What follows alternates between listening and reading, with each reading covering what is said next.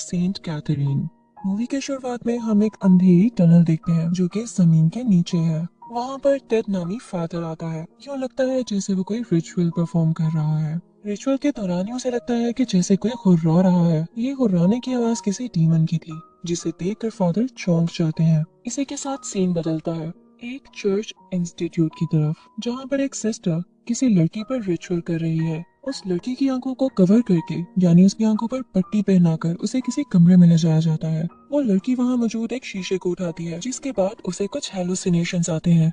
ये मंजर इस मूवी की पहली कहानी से जुड़ा है। उस लड़की के विजन में हम दो औरतों को देखते हैं, एक बूढ़ी और एक जवान। वो दोनों साथ अंधेरे कमरे में टीवी पर कोई मूवी देख रहे होते हैं। दिखाया कुछ यूँ जाता है कि वो बूढ़ी औरत इस जवान लड़की की माँ को बहुत अच्छे से जानती है।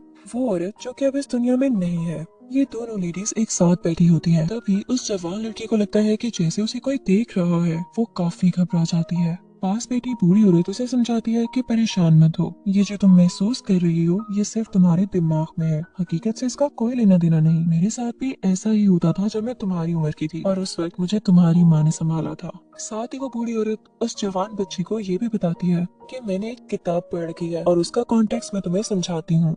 तुमने महसूस किया होगा कि जैसा तुम सोचती हो तुम्हारे आसपास की दुनिया भी तुम्हें वैसी ही लगने लगती है। और इसका मतलब ये हो सकता है कि जैसे हर इंसान के साथ एक फरिश्ता होता है, एक एंजल होता है, इसी तरह हर इंसान के साथ एक डीमन भी होता है। अगर इंसान हर वक्त नेगेटिव सोचता रहे तो उसका डीमन मजबूत होता जाता है, इतना मजबूत कि अगर तुम हर वक्त उदासी में रहोगी तो वो तुम पर हावी हो जाएगा। तो बेहतर है कि तुम अपनी सोच को खुद पर हावी मत होने दो और खुश रहो। लेकिन अगर तुम इसमें नाकाम हो जाओ और वो डीमन तुम पर हावी हो जाए, जैसा कि अब मैं तुम्हारी हालत में देख पा रही हूँ, तो इसके लिए मैं तुम्हें एक रिचुअल बताती हूँ। तुम्हारी माँ इन रिचुअल्स पे यकीन नहीं करती थी, लेकिन मैं करती हूँ, क्योंकि इसके बाद से मैं बिल्कुल ठीक हो गई थी। अब वो ओल्ड लेडी उसे रिचुअल करने का तरीका बताती है। पहले तरीके में आता है स्पेल्स, यानी जादू मंत्र के थ्रू रिचुअल करना। दूसरा है मैनिफेस्टेशन। तीसरा तरीका हमसे हिडन रखा जाता है। चौथा तरीका होता है रेवलेशन।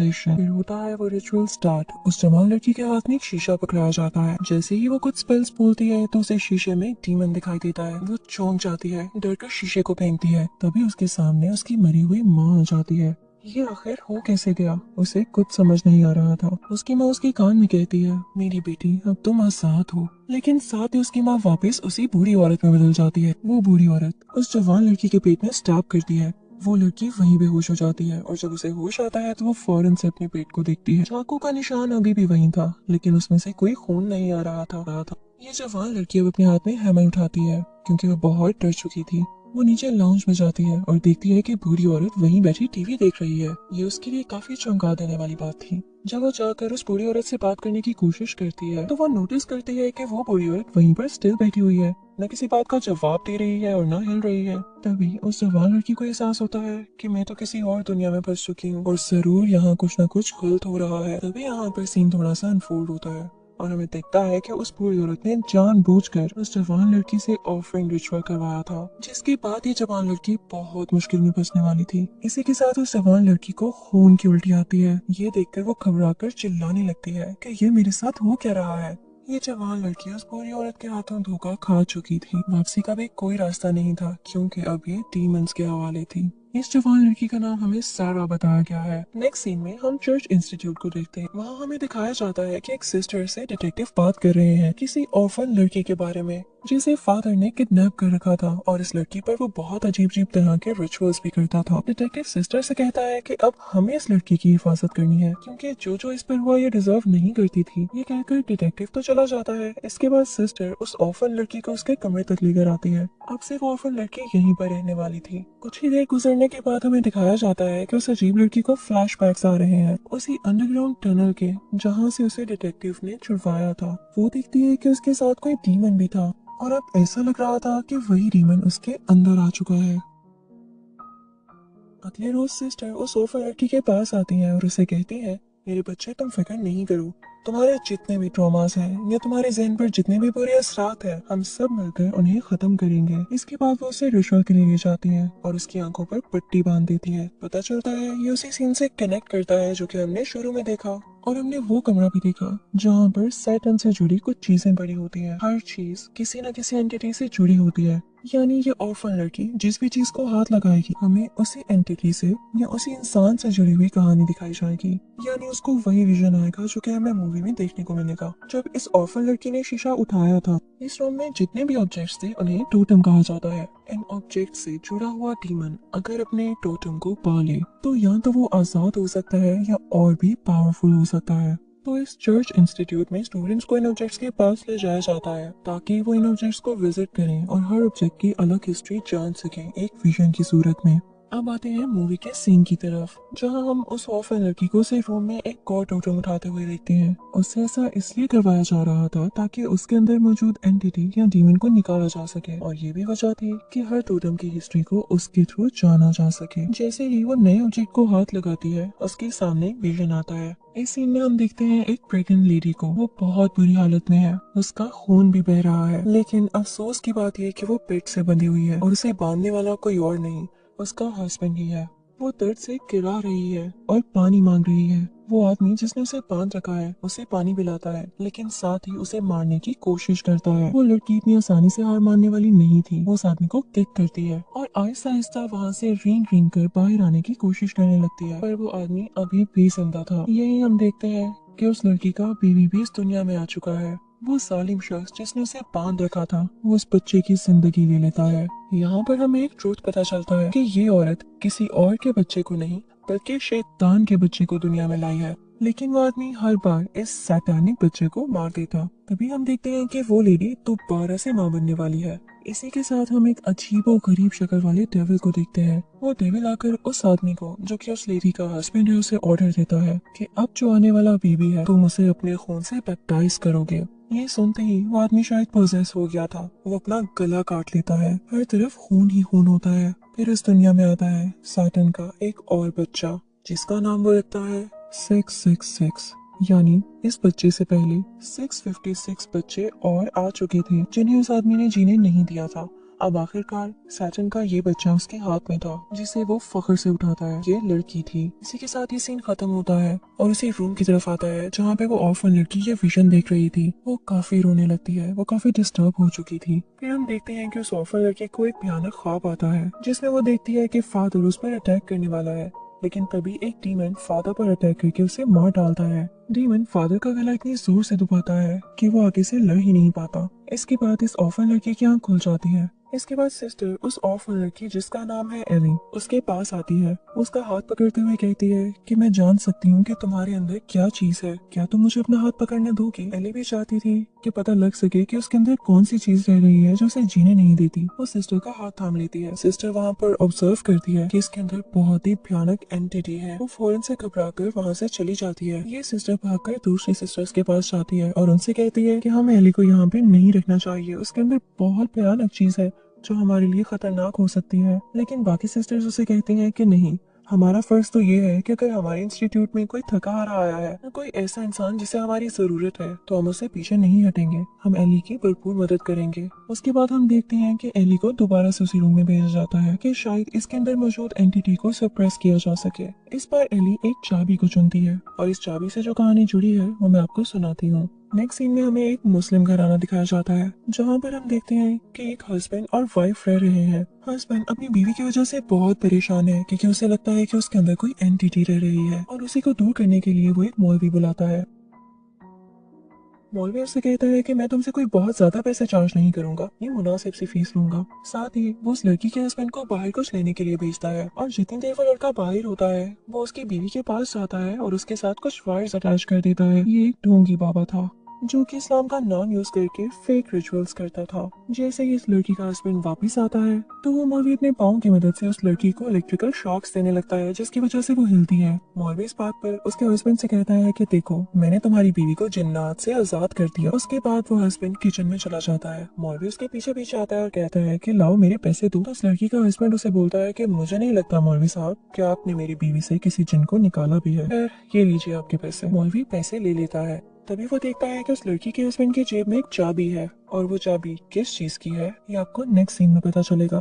मौलवी अंदर उसकी वाइफ के रूम में जाता है जो कि बेड से बंधी हुई थी और उसके हाथों पर हैंडकफ्स थे। उसने मौलवी से मदद मांगी थी और मौलवी उसको आजाद करने के लिए गया था। तभी उस लड़की का हस्बैंड भी वहाँ आ जाता है। वो मौलवी को रोकने की कोशिश करता है, लेकिन मौलवी उसे समझाता है कि अपनी बीवी के साथ ये जुल्म मत करो, देखो वो कितनी कमजोर हो चुकी है। पर तभी देखते ही देखते वो लड़की अपने हस्बैंड को चाकू से स्टैब करके मार डालती है। वो मौलवी उस लड़की को वहाँ से ले जाता है। जैसे ही वो दोनों बाहर जा रहे होते हैं तो मौलवी देखता है कि उसका हस्बैंड तो बिल्कुल ठीक ठाक किचन में खड़ा कुछ काट रहा है। यहाँ पर उसका हस्बैंड बिल्कुल ठीक आवाज में बोलता है कि मौलवी साहब, आपको अल्लाह ने इस मजहब में भेजा तो, लेकिन आपने उस गॉड के साथ धोखा किया। आप ईमानदार क्यों नहीं रहे? आपने शैतान को क्यों चुना? इन दोनों में ये बातें हो ही रही होती है और मौलवी को अपनी किसी बात का जवाब मिल नहीं रहा होता।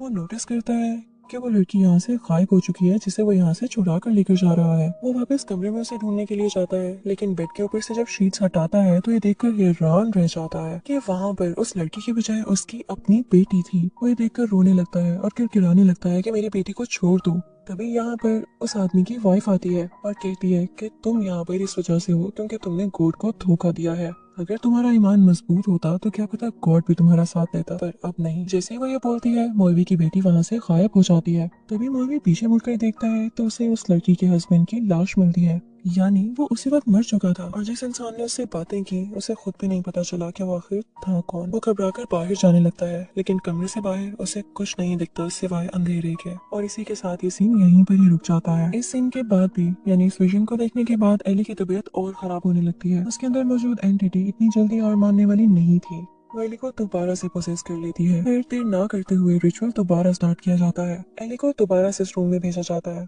इस बार वो क्रॉस उठाती है, ऐसा क्रॉस जो कि लोकेट शेप में था, गले में पहना जाने वाला। उसको पकड़ते ही एक और विजन आता है जिसमें हमें एक बहुत ही रिलीजियस घराना दिखाया जाता है, जहाँ पर 3 लेडीज एक दूसरे का हाथ पकड़कर प्रे कर रही हैं एक हैप्पी लाइफ जीने के लिए। लेकिन उन्हीं में से एक औरत होती है जो कि काफी घबरा जाती है। वो अपनी मैरिड लाइफ से बिल्कुल खुश नहीं होती। उसे लगता है जैसे उसका हस्बैंड उस पर चीट कर रहा है। वहीं पर इसी सीन की एक मेन कैरेक्टर भी होती है जिसका नाम हमें एलिस बताया गया है। वो इस सब सीन के बाद और इस रिलीजियस प्रेयर को डिस्टर्ब होता देखकर वॉशरूम जाती है कि थोड़ा रिलैक्स हो सके। और जब वो वापस आती है तो जहाँ पर वो प्रे हो रही थी वहाँ पर कोई नहीं होता। उसी लाउंज में बेबी मॉनिटर पड़ा होता है जो कि एलिस ने अपनी बच्ची पर नजर रखने के लिए यहाँ रखा हुआ था। उसे उस मॉनिटर में से आवाजें आती हैं उसी कम्युनिटी लीडर की जो कि प्रेयर करवा रही थी। लेकिन जब वो अपनी बेबी के रूम में जाती है तो वहाँ पर कोई भी नहीं होता, पर मॉनिटर से अभी भी आवाजें आ रही थी। वो घबरा जाती है और पूरे घर में अपनी बेटी को ढूंढने लगती है, पर वो उसे नहीं दिखाई देती। इसका क्या मतलब था? क्या वो किसी और डायमेंशन में थी या उसकी आंखों के आगे कोई पर्दा था जो उसे कुछ भी दिखाई नहीं दे रहा था? वो जैसे ही भागते भागते लाउंज में आती है तो वहाँ पर वो उन्हीं 4 लेडीज को पाती है जो उससे बहुत सीरियस होकर पूछते हैं कि एलिस, तुम अपनी जिंदगी में जो भी करती आ रही हो उसको मान लो, उसका इतराफ कर लो। यहाँ पर एलिस घबराकर बोलने लगती है, मैं अपने हस्बैंड को बिल्कुल भी टाइम नहीं देती और मैं एक अच्छी माँ भी नहीं हूँ। पर वो सब उससे कहती हैं कि हमें ये नहीं सुनना, हमें असल बात बताओ जो तुम इस जिंदगी में करती आ रही हो। पर तभी उन लेडीज में से एक लेडी उसके पास आती है। वो उसे उसका क्रॉस लॉकेट दिखाती है और बोलती है कि देखो, तुम्हारा ये लॉकेट किसी और आदमी के पास से मिला है जो कि तुम्हारा शोहर नहीं है। इससे जो भी जाहिर होता है तुम उस चीज को कन्फेस कर लो। तब यहाँ पर एलिस मानती है कि हाँ, मैं अपने शोहर पर चीट कर रही हूँ। ये बात सुनकर कम्युनिटी लीडर जो कि प्रेयर को लीड कर रही थी उसे एक किताब देती है। एलिस जैसे ही वो किताब पढ़ने लगती है वो उसके हाथों से गिर जाती है। ये किताब इनफैक्ट माफी के लिए थी, अपने गुनाहों से तौबा के लिए। जब कम्युनिटी लीडर ये देखती है कि इससे तो किताब पढ़ी ही नहीं गई तो वो अपनी साथ बाकी लेडीज को लेती है और एलिस को मारने लगती है। एलिस अपनी जान बचाते हुए उनके पास से उठाती है। उन्हीं लेडीज में से एक लेडी कहती है कि हमें एलिस के साथ ऐसा नहीं करना चाहिए, हमें किसी पर जुल्म नहीं करना चाहिए। वो घबराकर पुलिस को कॉल करने लगती है, लेकिन कम्युनिटी लीडर उसे हिट करके उसे बेहोश कर देती है। उसके बाद बाकी बची जाने वाली तीनों लेडीज एलिस के रूम में जाती हैं। कम्युनिटी लीडर के हाथ में बहुत बड़ा चाकू होता है। जैसे ही वो जाती है तो देखती है कि एलिस ने अपने ऊपर चादर ओढ़ रखी है। वो चादर हटाती है कि वो एलिस पर अटैक करके उसे समझा सके, लेकिन यहाँ तो काम उल्टा ही हो जाता है। एलिस पोसेस्ड होती है, उसकी आंखें बिल्कुल सफेद और उसका चेहरा किसी डीमन से कम नहीं लग रहा था। ये देखकर वो घबरा जाती है और इसी के साथ ये वाला सीन भी यहीं रुक जाता है। इस सीन से एली इतनी परेशान नहीं थी, पर जैसे ही वो अपनी आंखों से पट्टी हटाती है तो वो महसूस करती है कि उसकी आंखें उसके साथ है ही नहीं।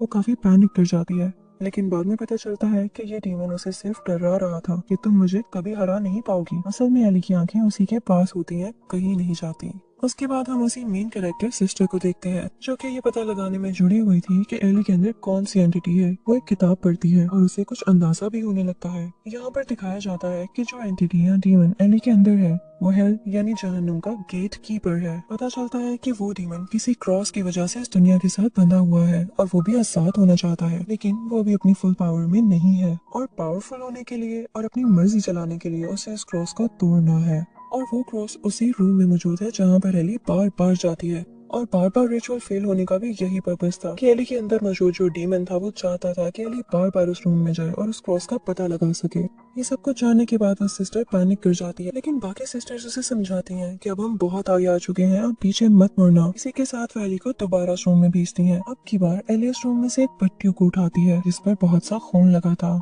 और अब एक और विजन स्टार्ट हो जाता है एक नई कहानी के साथ। अब हम यहाँ पर एक फैमिली को देखते हैं जिसमें 4 लोग हैं, एक मियाँ बीवी और उनका एक बेटा और एक बेटी। उनकी बेटी पोजेस्ड होती है जिसको इन्होंने कमरे में बांध रखा होता है। ये लोग एक प्रीस्ट को बुलाते हैं ताकि अपनी बेटी को दिखा सके। हस्बैंड को तो प्रीस्ट पर जरा यकीन नहीं होता, लेकिन उसकी वाइफ उसे समझाती है और प्रीस्ट को वो निशान दिखाने लगती है जो कि उसकी बेटी के अटैक की वजह से उसके बेटे पर पड़े। वो लेडी प्रीस्ट से कहती है कि प्लीज एक बार मेरी बेटी को देख लीजिए। प्रीस्ट उस बच्ची के रूम में जाता है तो देखता है कि किसी कपड़े से उस बच्ची के हाथों को बांधा गया है। वो वहाँ पर जाकर मोबाइल से कुछ स्पेल सर्च करता है और उस पर एक्सॉर्सिज्म रिचुअल परफॉर्म करने लगता है। ये बात काफी अजीब थी क्योंकि अगर वो सच वाला प्रीस्ट था तो उसे मोबाइल से सर्च करने की क्या जरूरत थी। खैर उसके बाद वो उस लेडी से कहता है कि आपकी बेटी में कोई मसला नहीं है, ये बिल्कुल ठीक है, ये बिल्कुल प्रोसेस नहीं है। वो साथ ही उसके हाथों से पट्टी खोलता है और उसे गले से लगा लेता है। पर वो बच्ची प्रीस्ट के कान में बोलती है मुझे माफ कर देना। इसी के साथ वो सारी की सारी फैमिली डीमंस में बदल जाती है। वो प्रीस्ट को खड़े खड़े ही मार डालते हैं। उसके बाद वो लेडी नॉर्मल हो जाती है, यानी उस पोजेस बच्ची की माँ।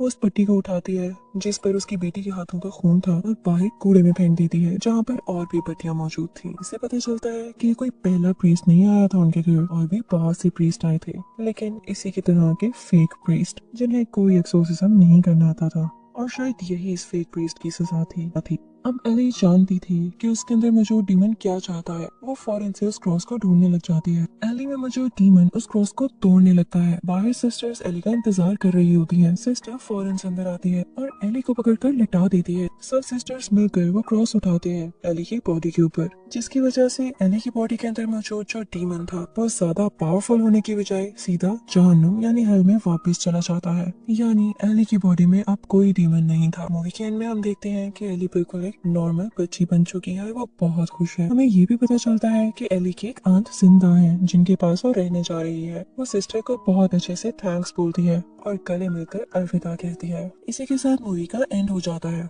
यहाँ पर मैं आपको इस कहानी का कॉन्टेक्स्ट बता दूं। जैसे कहानी के शुरू में मैंने बताया कि हर इंसान के साथ कुछ बुरी चीजें भी होती हैं और कुछ अच्छी भी। इंसान सारी जिंदगी जो काम करता रहता है वो वैसा ही बनता जाता है। उसके साथ का डीमन और स्ट्रॉन्ग होता जाता है जो कि उसे वो काम करने पर फोर्स करता रहता है। पर ऐसे कामों का अंजाम अच्छा नहीं होता। जैसे हर स्टोरी में आपने देखा कि फेक मौलवी हो या प्रीस्ट हो या कोई और इंसान भी जो भी अपने प्रोफेशन के साथ बेईमानी करता है उसका एंड कभी भी अच्छा नहीं होता। आई होप आपको इस मूवी से बहुत अच्छा लेसन मिला होगा।